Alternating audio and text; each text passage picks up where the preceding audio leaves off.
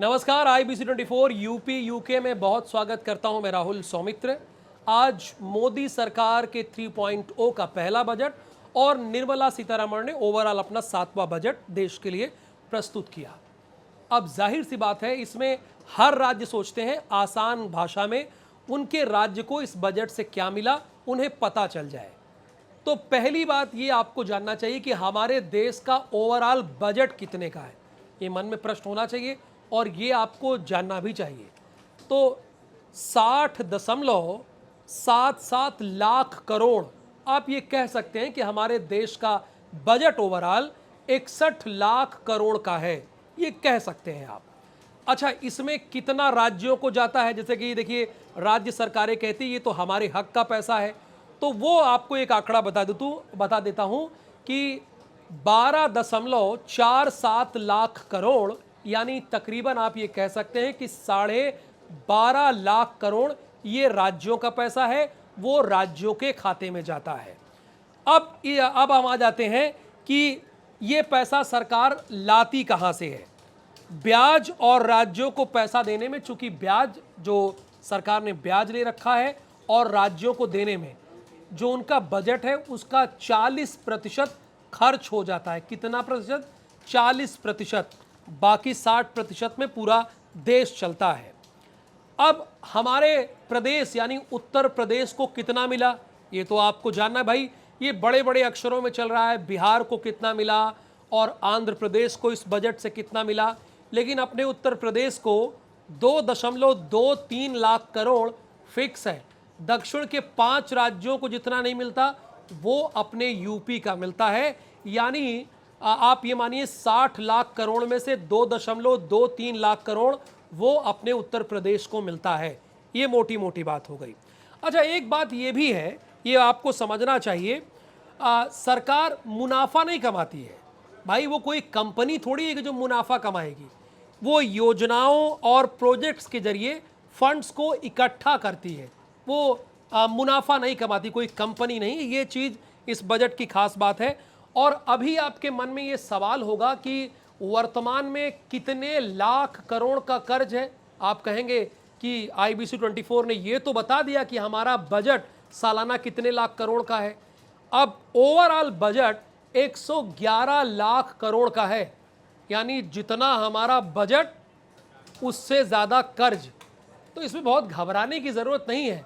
आपको तमाम अर्थशास्त्री इधर उधर की बात बताएंगे, लेकिन आप इसे ऐसा समझिएगा, आपने होम लोन लिया है कि नहीं लिया है? जितने लोग हैं, बहुतों ने नहीं लिया होगा, बहुतों ने लिया होगा। तो मान लीजिए आपकी सालाना आमदनी होती है 20 लाख, लेकिन आप होम लोन कितने का लेते हैं? 40 लाख का। वो भी तो दोगुना है। तो क्या उससे आप एकदम भरभरा के बैठ गए? ऐसा नहीं है। तो कर्ज भले ही ज़्यादा है, लेकिन इसमें बहुत घबराने की बात नहीं है। अच्छा, अब आ जाते हैं, ये बात तो बजट की बड़ी बड़ी हो गई। अब आ जाते हैं कि उत्तर प्रदेश के बड़े बड़े नेताओं का क्या कहना है। तो सबसे पहला नंबर किसका आएगा? आप जानते ही हैं, देश के प्रधानमंत्री नरेंद्र मोदी का, जो कि वाराणसी से सांसद भी हैं। तो देश के प्रधानमंत्री नरेंद्र मोदी ने यही कहा है कि ये हर वर्ग का बजट है। उन्होंने बहुत ही साफ शब्दों में कहा कि हर वर्ग का बजट है, और उन्होंने ये भी कहा कि 10 वर्षों में 25 करोड़ लोग गरीबी रेखा से बाहर आए हैं। 10 वर्ष में 25 करोड़ लोग बाहर आए हैं। ये देश के गांव गरीब किसान को समृद्धि की राह पर ले जाने वाला बजट है। पिछले 10 वर्षों में 25 करोड़ लोग गरीबी से बाहर निकले हैं। अब आ जाते हैं नेता नंबर 2, यानी रायबरेली के सांसद और नेता प्रतिपक्ष राहुल गांधी ने कहा कुर्सी बचाओ बजट। लेकिन राहुल गांधी ने एक पॉइंट वाली बात कह दी। देखिए, वो विपक्ष के सांसद हैं, ये बीजेपी का बजट नहीं है। पहली बात, ये हमारे देश भारत का बजट है। राहुल गांधी ने इस बजट की प्रशंसा की है। अब आप कहेंगे कि ये IBC24 क्या कह रहा है, राहुल गांधी ने प्रशंसा की है? आप लोग ये कह सकते हैं ना। तो राहुल गांधी का ट्विटर जरा दिखाइए, लाइए स्क्रीन पर। अब इसके तीसरे पॉइंट को देखिए, चिन्हित कीजिए, कुर्सी बचाओ बजट के नीचे दूसरा और तीसरे पे आ जाइए। इसमें लिखा है कि ये कांग्रेस मैनिफेस्टो का और पिछले बजट का कॉपी पेस्ट है, यानी ये प्रशंसा हुई।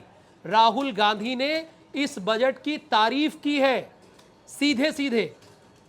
अब आते हैं नेता नंबर 3, जिनके पास 37 सांसद हैं, अखिलेश यादव, जो कि अपनी पार्टी के राष्ट्रीय अध्यक्ष हैं। अखिलेश यादव ने कहा ये बजट नाउम्मीदी का ही पुलिंदा है, शुक्र है कि इंसान इन हालातों में जिंदा है। यानी अखिलेश यादव कह रहे हैं कि बजट एकदम बर्बाद है, कुछ मिलने मिलाने वाला है नहीं। अब आ जाते हैं योगी आदित्यनाथ, यानी उत्तर प्रदेश के मुख्यमंत्री।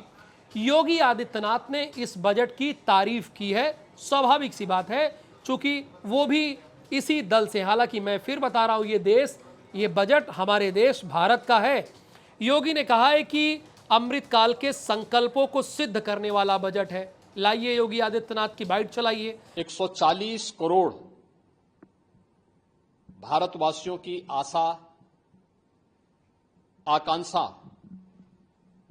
और अमृतकाल के संकल्पों को पूरा करने वाला सिद्ध होगा। आम बजट 2024-25 आत्मनिर्भर एवं विकसित भारत के निर्माण का एक आर्थिक दस्तावेज है। अब आ जाते हैं 5वें नंबर पर मायावती, जो कि बसपा की सुप्रीमो है। मायावती ने कहा है कि यह बजट धन्ना सेठों का बजट है, यानी गरीबों के लिए कुछ नहीं है। अलग बात है कि मोदी जी कह रहे हैं कि 25 करोड़ लोग गरीबी रेखा से बाहर आए 10 वर्षों में, लेकिन मायावती कह रही हैं कि धन्ना सेठों का बजट है, यानी अमीर लोगों का बजट है। अब आ जाते हैं अजय राय। अजय राय, जो कि कांग्रेस के स्टेट प्रेसिडेंट हैं, उन्होंने कहा है कि गुमराह करने वाला बजट है। नहीं, देखिए, मैं कह रहा हूँ ना, ये तो पूरी तरीके से मैनेज किया जाता है। और ये जो असली जो मतलब अगर चीज़ें सामने आ जाएंगी, मुझे लगता है कि पूरी की पूरी तरीके से सरकार बेनकाब हो जाएगी। सरकार केवल और केवल भ्रम में और दिखावटी काम कर रही है। मैं समझता हूँ कि ये पूरी बजट में कुछ, मैंने पहले कहा ना, बजट केवल भ्रमित करने वाला है, लोगों को परेशान करने वाला बजट है, कोई दम नहीं है इसमें। अब बात कर लेते हैं डिंपल यादव, जो कि सांसद हैं समाजवादी पार्टी से। उन्होंने कहा है कि महिलाओं को कुछ नहीं मिला इस बजट से। आप चीजें तो लेके आते हैं, लेकिन आप उनको परस्यू नहीं करते हैं, विच इज वेरी सैड। तो आपको लग रहा है कि महिलाओं के हिसाब से इस बजट में जो प्रोविजंस होने चाहिए थे, एटलीस्ट न्यूट्रिशन होना चाहिए, लेके उनकी सेफ्टी को लेके होना चाहिए, महिलाओं के कुछ भी नहीं है। घर का किचन का ध्यान रखा गया है मैम? मैं समझती हूँ किचन का ध्यान नहीं रखा गया है, क्योंकि सरकार महंगाई के बारे में कोई स्टेप्स लेना ही नहीं चाह रही है। और जहाँ तक हम देखेंगे तो जो परचेजिंग पावर है, जो रूरल एरियाज में है, वो लगातार घटती जा रही है। इसके ऊपर भी कोई ध्यान नहीं दिया गया है। अब बात कर लेते हैं केशव प्रसाद मौर्य की। केशव प्रसाद मौर्य ने कहा है कि बजट शानदार है, जानदार है और दमदार है।